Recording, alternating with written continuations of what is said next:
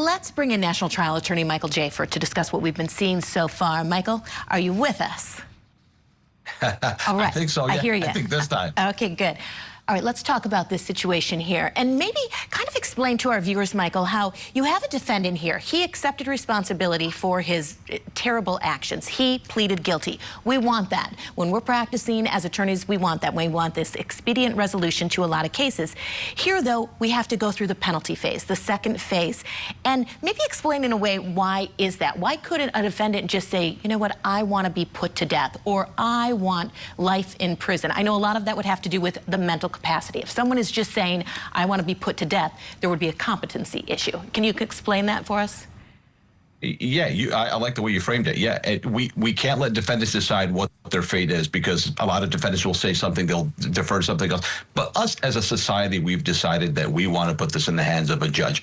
We always say, you know, colloquially, or as the friends, hey, don't judge me, or you're not a judge. Well, judges are actual judges. They actually judge. That's what we point them to do, is to adjudicate certain things that society at large and the civilian can't really do. So we have to put it in the hands of a judge for a reason, because we are a civilized society. Right? A person cannot come up there and say, I want you to be put to... My personal feeling is I think this defendant really wants to be put to death. His defense attorneys are doing an excellent job and they're fighting as hard as they can. But I think maybe he just wants to be put to death. But we can't let it be in the hands of defendants. It has to be in the hands of judges. As a society, we have decided that we need to make sure we make the right decisions, because that's the thing that separates us from, let's say, an uncivilized society or animals or Neanderthals.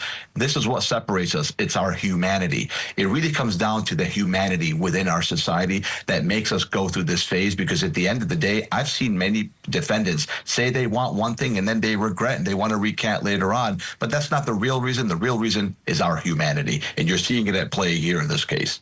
Do you think that there's going to be any mitigating witnesses or factors being brought forth by this defendant through his attorneys? It's a great question. That's a really good question. That would be sad if there was. I assume that they would be in the courtroom crying and wailing and saying, I don't know where he went wrong, because something clearly went wrong with this young man at the proper developmental stage. Some brain synapse fired the wrong way. So will there be a witness that testifies on his behalf, intercedes on his behalf? That's a good question. I don't know. If there is, I feel very sad for those people, and I'm sure those people have a lot of regrets, and they're looking back at everything that happened, because at some point, this kid was a kid. You know, he had Christmas presents, he had birthday parties, he had, you know, just like any other kid, rode a bike, and then he turned into this. So will there be any? Maybe, Matt. I don't know. That's a great question. I would be riveted to see whether or not that happens, and if it does, what those people would say. Yeah, I mean, you usually don't. I mean, you don't have to put on evidence like Michael was just kind of talking about, but you can. So we'll have to see exactly what took place in regards to that. Yeah, our thanks to Michael Jaafar. Thank you so much, Michael, for being with us.